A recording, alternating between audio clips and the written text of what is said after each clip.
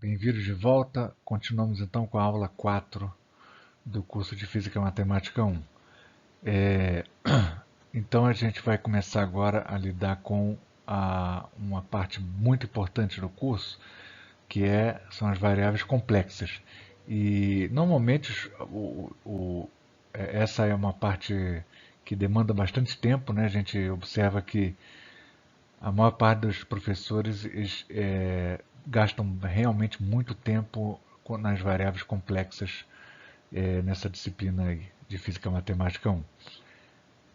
Então, mas eu pretendo dar apenas assim, a aula de hoje seria uma introdução, né?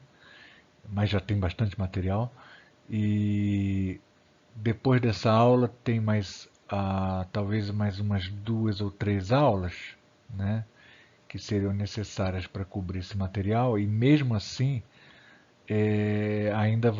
esse material ainda vai ser abordado, ele deverá ser abordado de uma maneira extremamente sintética, resumida, para que possa ser para que essa abordagem seja possível só em 2 ou 3 aulas, além dessa, né? Que realmente é pouco tempo, né? Então,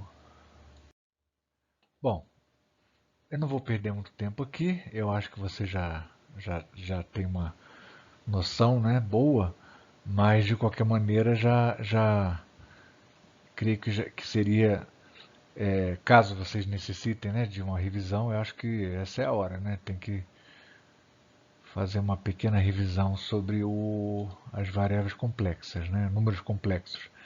E, bom, como você já sabe, não existe número real tal que seu quadrado seja igual a um número negativo, né? Então a gente define um número, um número tal que o seu quadrado é -1, mas esse número não pode ser um número real. Então ele é um número diferente. Daí o fato de que ele tem um nome de número imaginário, né? Que ele só existiria na nossa imaginação, tá certo? O número complexo, então ele tem o número complexo geral, ele vai ter uma parte real e uma parte imaginária, tá certo? Bom, aí tem as propriedades, né? Adição, multiplicação que você atribui para esses números, né? É, as propriedades de adição e multiplicação e também divisão, são análogas, né? As propriedades que têm o mesmo nome para os números reais, de tal maneira, por exemplo, que se você pegar um número complexo, né, e dividir por um outro número complexo, o que significa? O que você vai obter? Você vai ter que obter, por definição, né, a gente define que a gente vai ter que isso aqui você está dando o nome de um outro número complexo, de tal maneira que se você multiplicar esse número complexo que é representado por essa divisão, né, se você multiplicar esse número por esse número aqui de baixo, C mais ID, você vai obter exatamente o número original que você tinha antes da divisão, tá certo? Quer dizer, a divisão é a operação inversa à multiplicação, né?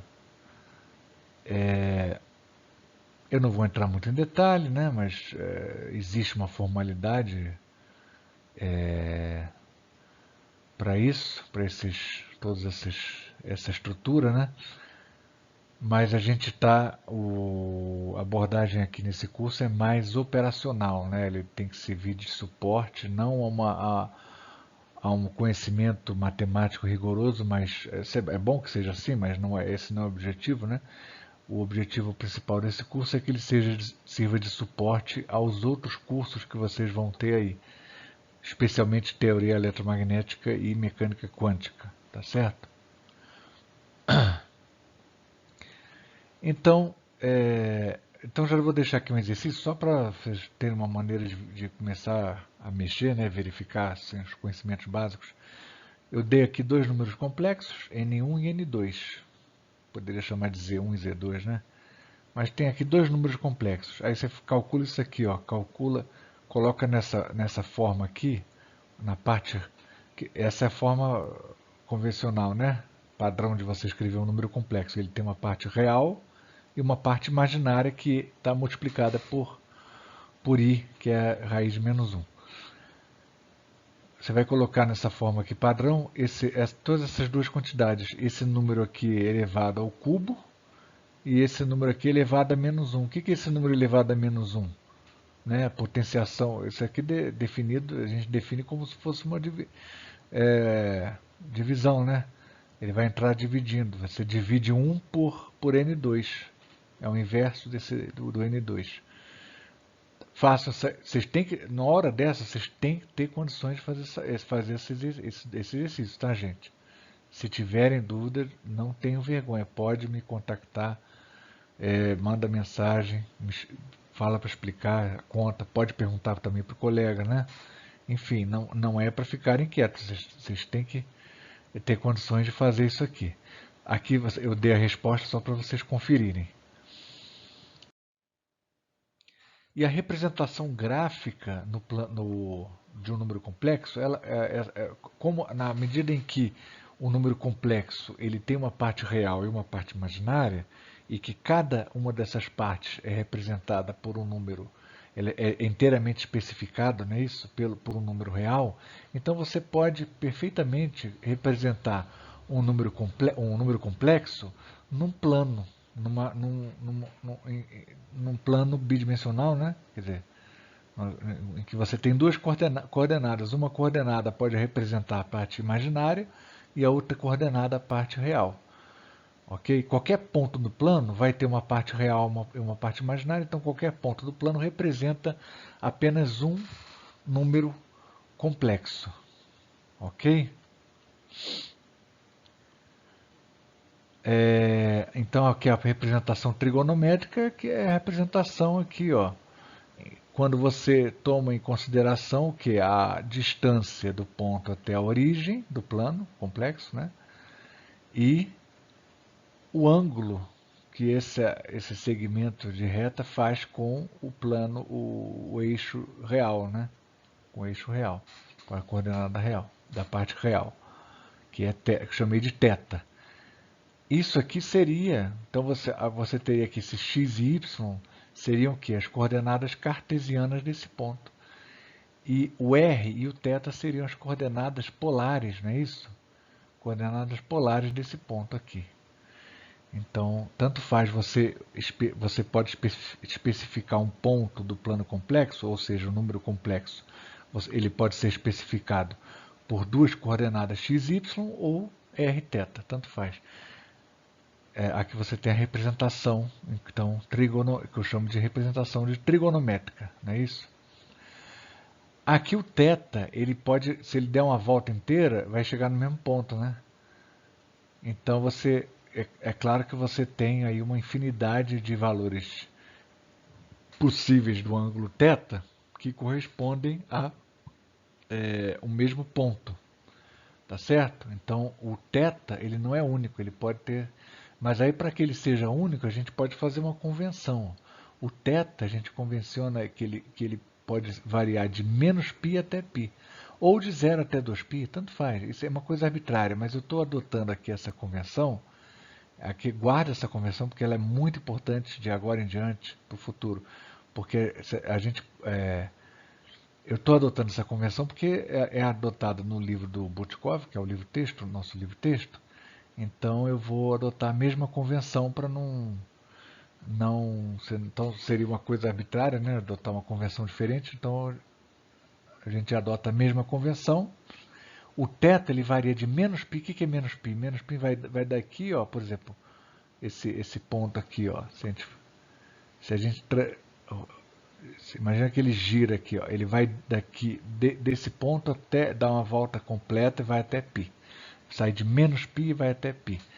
E ele vai de esse π, o π e menos π coincide, né? Então, por isso que esse sinal aqui, ó, o θ é maior do que menos π e menor ou igual a π. Ele vai de ele não vai de menos π exatamente até π, ele sai quase de menos π, né? O ponto está aberto ali, e ele chega até, o θ vai chegar até π, é um conjunto em que o θ ele é maior do que menos π, menor ou igual a π, tá certo? Então esse menor ou igual, é necessário que esse menor ou igual, se aqui for o menor ou igual, aqui tem que ser menor, ou vice-versa, porque o ponto, o θ igual a menos π, corresponde ao θ igual a π, ok? Então com essa convenção a gente tem aqui, com essa convenção, essa convenção faz com que torne o θ único, tá certo? Que em princípio ele não era único, mas com essa convenção ele fica único. Definindo o conjugado complexo através da operação, a parte imaginária você troca o sinal, né? Como você já sabe, a gente pode calcular essa quantidade aqui que vai ser exatamente o módulo. Calcula isso aqui, dá um pause aí e faz essa conta rapidinho. Você vai ver que isso aqui é o módulo de Z. Eu vou chamar o módulo de Z. É a magnitude de Z. Seria essa distância daqui, né? Essa distância aqui, R. Está designada aqui R. Tá certo? E a operação, esses números complexos aqui no plano, eles funcionam como se fossem vetores, né? Então a adição de vetores, ela coincide aqui, a regra de adição de vetores coincide com a adição dos números complexos. Por isso que eu posso sempre associar a um número complexo um vetor no plano, nesse plano aqui. Tá certo? Também é uma maneira. E aqui até eu mostrei aqui, deu exercício aqui, com essa notação um pouco, talvez um abuso de linguagem, mas toda aqui denotando aqui um número complexo como se fosse um vetor no plano complexo. E aí, com essa notação, está claro, né? As componentes desse vetor correspondem à parte real e à parte imaginária do número complexo, tá certo? Então eu deixei um exercício aqui, ó, mostra que essa quantidade aqui, calcula essa quantidade, faz na mão mesmo, calcula essa quantidade, mostra que essa quantidade corresponde à parte real dessas duas operações, dessa operação aqui, também a parte real dessa operação, que corresponde à mesma coisa. Você pega o complexo conjugado do número Z1, multiplica pelo Z2, aí você vai obter a parte real desse número, que é um número complexo, tem parte imaginária e parte real, mas você pega a parte real, corresponde a essa quantidade aqui. Ó. E isso aqui, o módulo do produto vetorial, desses dois vetores, vai corresponder a essa quantidade ou a essa quantidade aqui. Aqui tem sinal de menos, porque na verdade é como se você trocar a ordem aqui do produto vetorial, né? Se você trocar a ordem, você trocou o módulo. Aqui bom, isso aqui está errado, né? Se isso aqui é o módulo, se isso é o módulo, então isso aqui tem que ser o módulo também, né? Aí esse sinal de menos vai embora. Mas esse sinal de menos aqui é só para dizer, chamar atenção, que essa quantidade aqui tem um sinal, a parte imaginária dessa quantidade tem um sinal de menos comparado à parte imaginária dessa quantidade aqui. Só para dizer isso. Tá certo? Façam esse exercício aqui agora do jeito que está aqui, está acertado, né?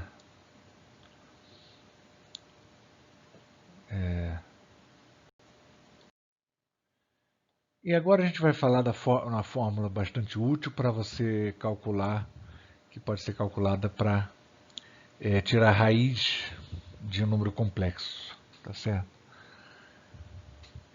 Já vou começar aqui com o exercício. Ó. Mostra que, sendo Z1 e Z2 nas suas representações trigonométricas, né? Z1 e Z2 dados dessa maneira aqui. O Z1 tem um módulo R1 e ângulo, lá com o eixo real, θ1.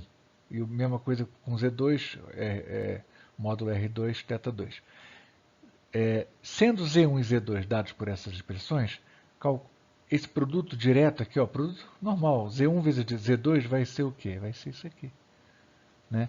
Isso aqui vem da onde? Isso aqui é porque você tem uma série de produtos cruzados aqui, né? De tal maneira que você vai recuperar, você usa aquelas leis do cosseno da soma, equações trigonométricas, as identidades trigonométricas, né, do cosseno de θ1 mais θ2, e também seno de θ1 mais θ2, aí você vai ser levado a isso aqui é uma identidade. Ó. Se você fizer essa conta, você vai chegar a essa expressão daqui, só fazer. Dá um pequeno pause e faz isso aí só para você ter certeza de ganhar ganhar segurança e experiência. Agora, uma observação, né? Se esse ângulo daqui for maior que π, ou for menor do que menos π, né? Então a gente deve, para seguir aquela convenção, né, de que o θ está situado entre menos π, não podendo se igualar a menos π, e menor ou igual a π, a gente tem que fazer o seguinte, se vamos supor, se θ1 mais θ2 for maior que π, você tem que subtrair 2π, para que ele volte ao mesmo intervalo.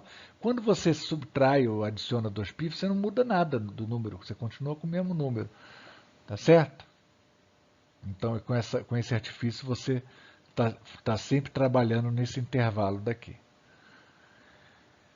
A consequência aqui dessa relação aqui, dessa conta que a gente acabou de fazer, né? É a seguinte, ó, se você, vamos supor que o Z1 é igual ao Z2, que é igual a um Z. Z ao quadrado, quanto que é? É R ao quadrado, cosseno de 2θ, mais I seno de 2θ. Se for Z ao cubo, faz a mesma conta, repete essa fórmula aqui, para o Z ao cubo, aí você vai, no fundo, você é levado a escrever essa fórmula que é um Z elevado a N, N sendo o número racional, né? No caso, inicialmente, um número natural. Bom, tudo bem. Você pode escrever esse Z elevado a N como sendo, na forma trigonométrica, dessa maneira. Tá certo? Isso aqui é consequência dessa conta daqui que a gente fez. Essa é a fórmula de De Moivre. Agora, vamos supor que se for menos, muda o N para menos. Até passar um exercício. Ó. Trivial fazer esse exercício, mostrar isso aqui. Ó. Trivial. Quando o Z menos N, aqui eu não coloquei o R, né? O R seria R elevado a menos N, vezes o cosseno de menos Nθ, mais I vezes o seno de menos Nθ. Ora, o seno do menos o ângulo troca de sinal. Como a gente sabe, a função ímpar. E o cosseno é função par, então não troca de sinal. Então continua o cosseno. Então por isso que esse exercício aqui, ó, dá para fazer de cabeça. Tá vendo? Por esse raciocínio que eu acabei de fazer. Que mais? Você também pode fazer na mão mesmo, né? Tentar fazer na mão mesmo. Aí você vê, usando como se fosse essa conta aqui, você vai também chegar no mesmo resultado. Ok? E agora a gente vai fazer a seguinte consideração. Ó. Se a gente elevar um número, imagina esse número aqui. Isso aqui é um número complexo. Eu peguei um R elevado a 1 sobre N, R elevado a 1 sobre N é um número real. Cosseno de θ elevado a N é um cosseno de um certo ângulo. Um ângulo θ dividido por N. Vamos supor que aqui o N é um número natural, por exemplo. Tá certo? No caso também, depois ele pode ser feito número inteiro, né? Como está aqui. Isso aqui é um número que eu chamei de W, W0, é um número complexo. Se você elevar esse número complexo, elevar a n, o que vai acontecer por causa da fórmula de De Moivre? O que vai acontecer se você elevar esse número a n? Você vai obter esse número daqui, ó. Então isso significa o seguinte, que a raiz enésima desse número daqui vai dar esse W0. Esse W0. Tá certo? Aqui não disperse não com a tarefa da semana, eu já vou explicar a tarefa aqui, tá? No final do slide. Preste atenção no que eu estou falando, senão vocês vão perder aí. Então tá certo, então tá aí, ó. Então a fórmula de De Moivre nos leva automaticamente a uma maneira de você calcular a raiz quadrada, ou raiz cúbica, raiz quarta de um número complexo. Perfeito, ó. Tá vendo? Então tá aí, ó. Só que só tem um probleminha. O W0 não é a única raiz. Não é a única raiz. Por que não é a única raiz? Porque, olha só, bom, aí vocês vão ter que fazer a conta, tá? Para vocês entenderem isso, eu não deixei espaço suficiente aqui no slide para explicar de forma detalhada, então vocês vão ter que fazer mesmo na mão. É bom que obriga vocês a fazerem essa conta na mão, né? Então, por exemplo, você pega esse caso aqui, ó, da letra A, e calcula. Olha o que vai acontecer, né? Quando eu... Tá vendo essa fórmula aqui? Aqui é o θ. Espera aí, por enquanto esquece isso aqui. Olha só para essa fórmula. Θ, cosseno de θ mais 2πk. K é um número que vai... No caso, começa de 0, né? 0, 1, 2, 3, vai embora. Vai até, no máximo, n menos 1. Divide esse ângulo por n. Aqui é o mesmo ângulo. Tá certo?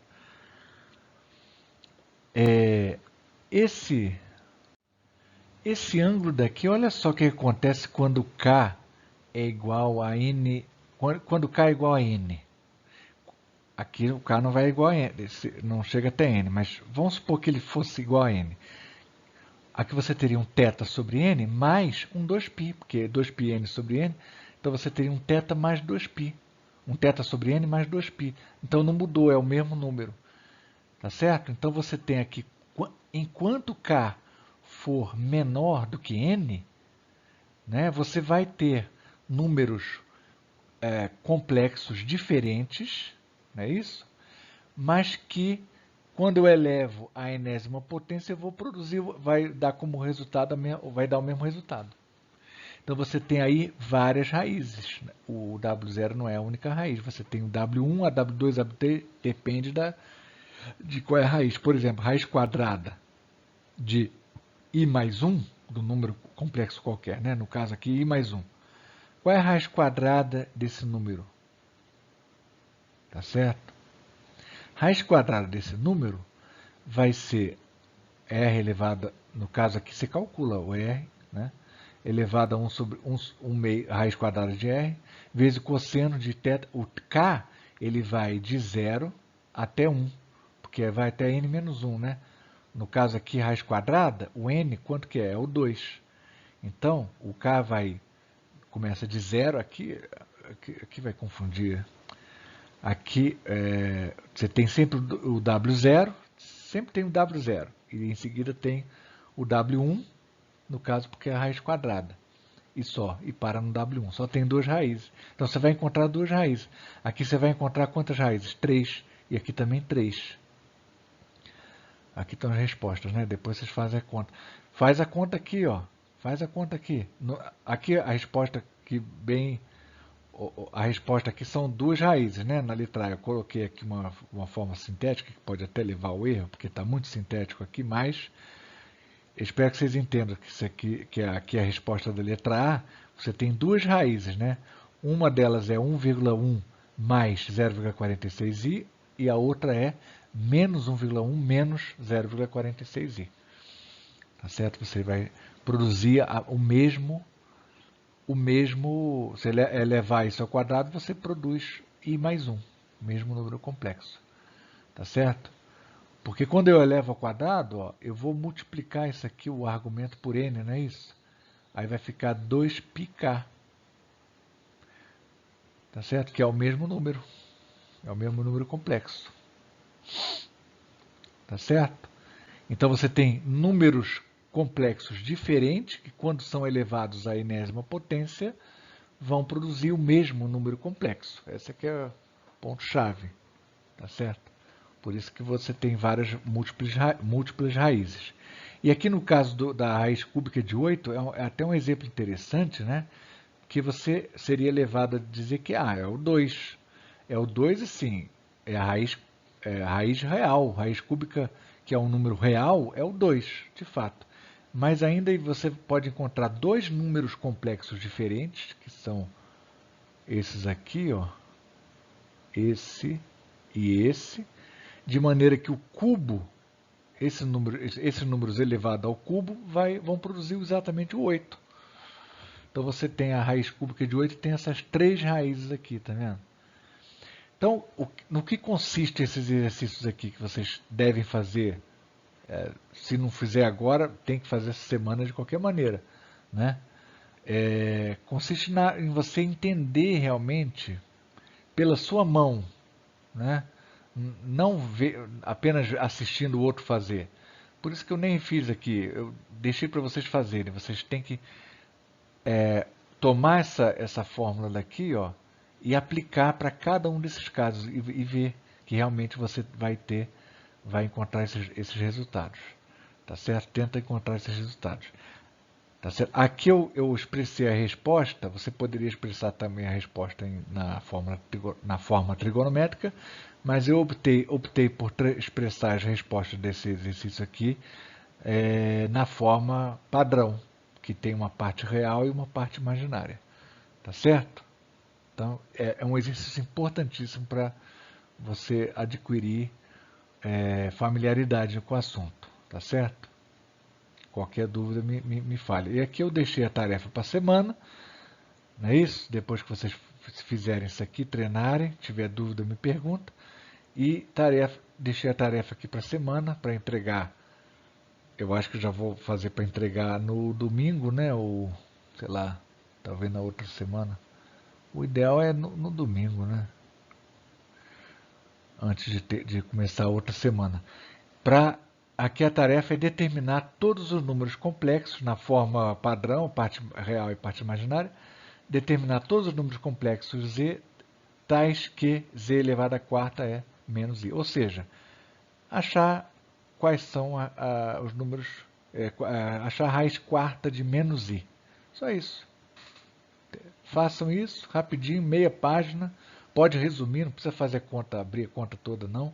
Faz uma conta de uma maneira resumida para ter uma transmissão rápida, não tem. Eu só quero saber se vocês estão sabendo fazer, só isso. Não precisa encher muito papel não, tá, gente, de cálculo. Até porque, se tiver coisa errada, eu vou ter que descontar ponto, né? Então, indica assim mais ou menos, coisa curta, 2, 3 linhas, indica mais ou menos, aplica a fórmula, indica que você está aplicando a fórmula e não precisa desenvolver muito não, só para e impõe a resposta. O mais importante é a resposta, que a resposta esteja perfeita, completa, certinha. Quantas raízes eu vou encontrar aqui? Eu tenho que encontrar 4 raízes, não é isso? Aí vocês fazem isso e entregam para a semana que vem. Ok? Faz essa semana, né? Claro, vocês têm que fazer a semana e entregar no máximo até ou domingo que vem ou na outra segunda. Eu acho que vou fazer domingo. Então essa é a tarefa da semana que vale ponto. Ok? E aqui ó, a fórmula de Euler, vou revisar que você já tem uma ideia. A gente define aqui os poentes, né? O que é um número elevado ao número complexo? A gente define assim dessa maneira, vai ser um número elevado a um número complexo. Um número real, aqui a gente define aqui de tal maneira que a convenção aqui a regra da exponenciação, né? Produto de duas potências com a mesma base, você permanece a base, soma os expoentes. Então aqui mantém a mesma regra para definir o que seria um número elevado a um número complexo. Só que esse número aqui é um número especial, né? É o número 2,71, papapá. Número natural é. Tá certo? Como é que eu vou definir isso aqui? Muito fácil. Ó. Como é que eu vou definir isso aqui? O que seria isso aqui? A gente define isso aqui intuitivamente, com base na definição da exponencial de um número real, que segue que seria a lei de série de Taylor. Você pega a série de Taylor desse número, isso aqui com certeza é uma série de uma soma de números complexos, né? Então isso aqui vai dar um número complexo, que você define como sendo como tendo uma expressão, um símbolo do que seria essa série, um símbolo do que condensa bem o que é essa série, seria esse símbolo daqui. Tá certo? Aí você separa isso aqui, ó. Você separa, você vai ter a parte imaginária e a parte real. A parte real você agrupa toda nisso aqui. E a parte imaginária está toda agrupada nessa parte daqui, nesses parênteses daqui. De tal maneira que você identifica muito bem, ó. Isso aqui é a expansão de série de Taylor do quê? Do cosseno de y. Então você escreve que isso aqui é o cosseno de y mais i seno de y. Essa aqui é a expansão de série de Taylor do seno de y. Tá certo? Então, com essa definição aqui, fica claro que o exponencial de z vai ser a exponencial aqui de x, né, vezes o cosseno de y mais i seno de θ, seno de y. Isso aqui é a forma polar, é a representação polar de um número complexo. Aqui você multiplica, então, o que vem multiplicado aqui pela exponencial vai ser o módulo desse número, o módulo do número r, né? E essa aqui é a forma de Euler, né? E em seguida você tem a parte que a gente diz que é a fase do número complexo, né? Com a fase θ. Ok? Representação polar, tá aí. Que tem tudo a ver, o nome tem tudo a ver com as coordenadas polares. Né? E vou deixar aqui mais um exercício para dar uma reforçada ainda mais nesse material que eu estou explicando para vocês, que é o seguinte, ó, escrever todos esses números complexos aqui na sua forma polar. Aqui é a resposta. Aqui está a resposta, tá certo? Isso aqui precisa ser feito para dar uma treinada aí, né? Uma propriedade aqui muito importante, né, e crucial aqui dessas funções aqui que a gente definiu, que é a raiz quadrada, raiz cúbica, raiz quarta de um número complexo, é o seguinte, que essas funções, aqui por exemplo eu coloquei a raiz quadrada, né, elas têm dois ramos, né, são funções que têm uma certa ambiguidade aqui inicial, né, você tem você tem duas raízes, né? Então você pode escrever f1 de z como sendo, tomando esse número complexo aqui inicial, né?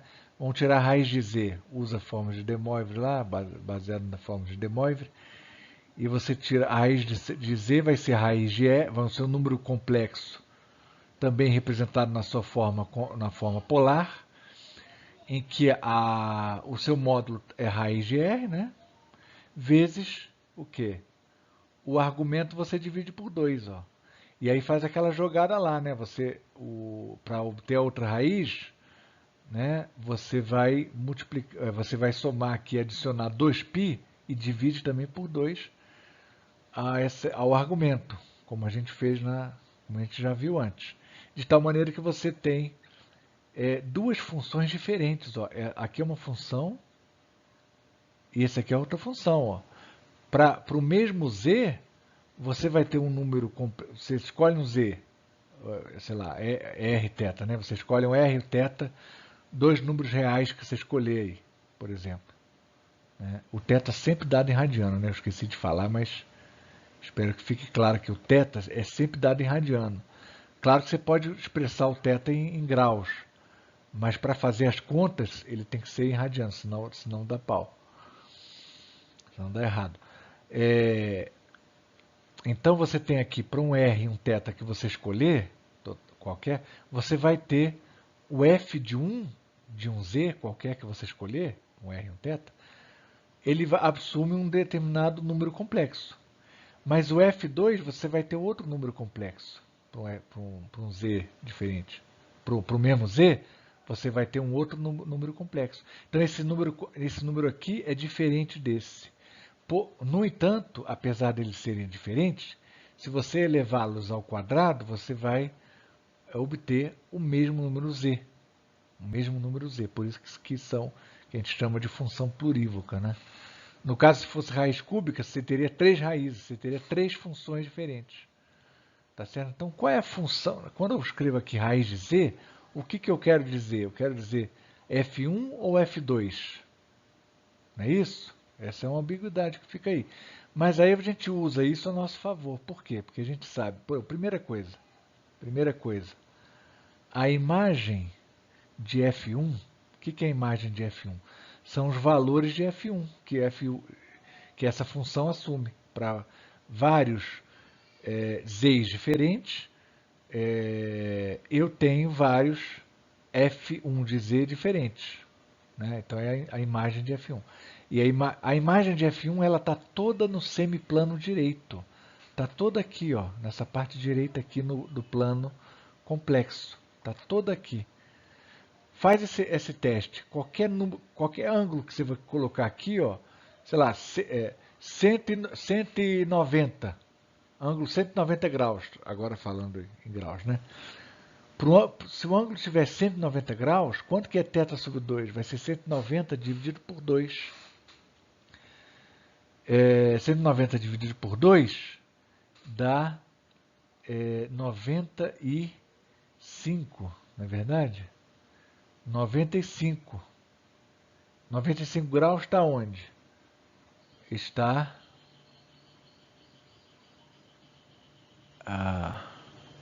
deu pau aqui porque eu escolhi um ângulo 190, está fora daquele meu domínio convencional, né? Que o ângulo tem que ser, varia de menos π até π. Então tá, o exemplo aqui que eu dei está furado.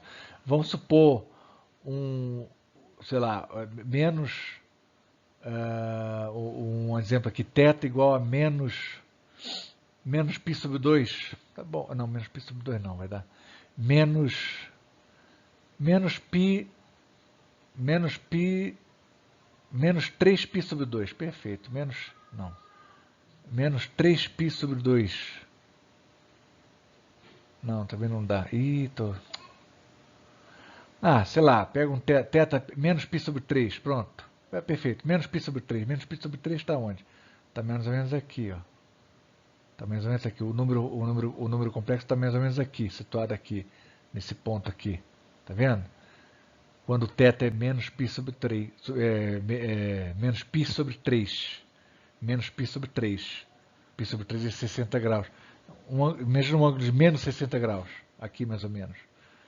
Aí 60 graus dividido por 2, menos 60 graus dividido por 2, dá menos 30. Então está aqui. Aí você pega um número aqui, ó, pega um outro exemplo aqui, com o número aqui, do lado de cá. Sei lá, π... tem que ser menor do que menos π sobre 2. Deixa eu ver um exemplo aqui. Por exemplo, menos 100 graus. O que é menos 100 graus? Se o θ for menos 100 graus, ele está mais ou menos aqui, ó. Tá certo? Desse lado aqui. Menos 100 graus dividido por 2 dá menos 50. Aí você vai passar para o lado de lá. Então, sempre a imagem vai estar sempre nesse plano aqui do direito. Mas esse outro ramo... vai ser o contrário, a imagem que ele vai produzir vai estar sempre no outro plano. Então a imagem vai cobrir todo o plano, tudo bem, o plano complexo cobre. A imagem dos dois ramos, mas a imagem de cada ramo separadamente é um semiplano. Tá vendo? E a propriedade importante aqui, fundamental, é a seguinte, ó. Cada ramo é descontínuo na semirreta real negativa. O que significa isso que eu acabei de escrever aqui, né? Que eu acabei de falar. Significa o seguinte, ó, imagina dois números aqui, podem ser o quão próximos que vocês queiram um do outro. Tanto faz. Z1 e Z2, dois números complexos. Aí eu calculo aqui, ó, o F de 1 de Z1. F1 de Z1, a imagem do F1 está toda aqui, né? Por isso que aqui tem F1, F1, e do outro lado F2, F2, porque a imagem de F2 está toda no outro semiplano. O F1 de Z1, ele vai estar aqui mais ou menos, ó. Tá? E para isso, ó, vocês podem fazer um pause e fazer essa verificação por vocês mesmos, tá? Você imagina um ponto aqui, bem próximo aqui a π, por exemplo, sei lá, a π é 180 graus, você imagina 175 graus, sei lá, imagina, faz a conta. F1 de Z1, você põe F1 para esse ponto que está aqui, com o ângulo 175 graus, quase 180 graus. F1 de Z1 quanto que vale? Vai estar aqui, ó, é um número complexo que vai estar quase tocando aqui no π sobre 2, tá certo? E a mesma coisa para o Z2, ó. O Z2, o F1 de Z2 está onde? Está aqui, ele vai passar para baixo, ó. Então, à medida que eu estou transitando aqui, quando eu passei, ó, desse ponto que está em cima aqui do número do eixo real, e na hora que eu passar para baixo, atravessar, a imagem vai pular, ó, ela vai saltar. A imagem estava aqui, ó, vai se aproximando desse eixo, do eixo imaginário, vai se aproximando, mas ela não vai passar aqui para o outro lado, não. Ó. Ela vai, na hora que encostar aqui, ela vai pular para baixo. É o F1 do Z2, tá vendo? Pulou para baixo. Você tem uma descontinuidade. Mas, para a gente atenuar essa descontinuidade, é uma maneira, quer dizer, não é atenuar, mas uma maneira de você driblar essa descontinuidade, né? É você usar ramos diferentes. Né? Você está aqui, enquanto eu estou nesse domínio aqui, ó, eu estou com o ramo F1, beleza. Na hora que eu passar para baixo, aqui, ó, para o Z2, aí eu mudo de ramo. Na hora que eu mudar de ramo, ó, o que acontece se eu passar do ramo F1 para F2? Aí você recupera a continuidade, ó. Porque o F2 de Z2 ele está mais situado aqui pertinho do F1 de Z1. Tá? Você tenta fazer essa conta com exemplos. Tenta entender isso com exemplos dando valores. Né? Aí vocês vão ver que realmente ó, o F2 de Z2 vai estar aqui mais ou menos. Então ele vai estar perto do F1 de Z1. Portanto, quando eu mudo de um ramo para o outro, eu estou fazendo isso para preservar a continuidade dessa função aqui, dessa função complexa. Tá certo?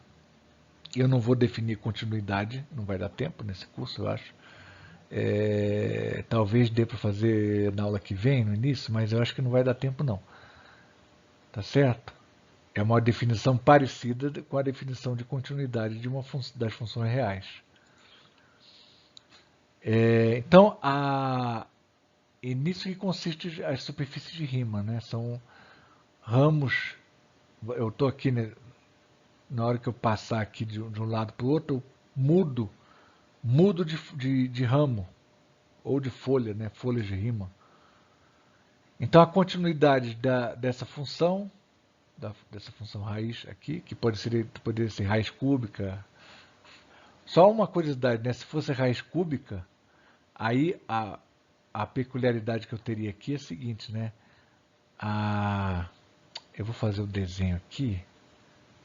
Vamos fazer um desenho aqui. Se fosse raiz cúbica, aqui o plano complexo. Aqui eu teria mais ou menos. Aqui está mal feito, né? Aqui está mal feito. Eu teria aqui raiz cúbica. Eu teria aqui, ó. Assim, mais ou menos assim, né? Espera aí. Assim, ó, tá vendo? Aqui você teria 3 regiões. O plano estaria dividido em 3 regiões, ó. 3 regiões. Essa região daqui, essa região do plano, essa outra região, ó, e essa outra região. 3 regiões. De maneira que no caso da raiz cúbica eu tenho 3 ramos, 3 raízes diferentes. A imagem de uma dessas raízes tá aqui, ó. Ela está aqui. Ela é essa parte, é a terça parte do plano complexo. A imagem do outro ramo, da outra raiz, vai ser essa outra parte. E a imagem do outro ramo vai ser essa outra parte. E aqui você tem o mesmo tipo de descontinuidade aqui nesse semi-eixo real negativo. Ó. Parte do eixo real negativo, você vai ter o mesmo tipo de dificuldade, de descontinuidade. E o remédio para isso eu passo de um ramo para o outro. Tranquilo, passo de um ramo para o outro. Tá certo? Então a continuidade. Espera aí. Aqui eu estava falando sem o apontador laser, né? Ah, meu Deus. Tá vendo? Ah, essa parte daqui, ó, essa região corresponde ao domínio, à imagem de um dos ramos. Essa outra região é a imagem do outro ramo e essa aqui é a imagem do outro ramo. Então a continuidade da função, tanto faz raiz quadrada, raiz cúbica, etc., ela pode ser preservada se a gente mudar de ramo ao atravessar o semi-eixo real negativo. Quando você atravessa aqui, você muda de ramo, aí você vai ter, recupera a continuidade, porque você vai ter aqui, quanto mais próximo de Z1 estiver Z2, também mais próximo de F1, de Z1, estará F2 de Z2. Tá certo? Então você mantém a continuidade aqui. Então é para isso que serve a superfície de rima. É um artifício para você manter essa continuidade aí. Tá certo? Então na aula que vem eu vou começar a falar das funções analíticas, né? E de alguns teoremas lá. Definição de função analítica, etc. Ok? E agora então nós teremos então a próxima aula e depois dessa aula outra. Então eu acho que daqui a 2 aulas, ou talvez 2 ou 3, eu já não lembro, eu pretendo fechar toda a parte de variáveis complexas, o que inclui também séries complexas. Então agora a gente vai entrar num ritmo aí bem acelerado. Tá? Então é muito importante que vocês realmente façam todos os exercícios que eu sugeri nessa aula, ao longo de cada slide, né? E qualquer dúvida se manifestem para a gente já consertar logo e vocês poderem se prepararem para as próximas aulas, tá certo? Então, boa semana aí, bons estudos, qualquer coisa podem perguntar as dúvidas.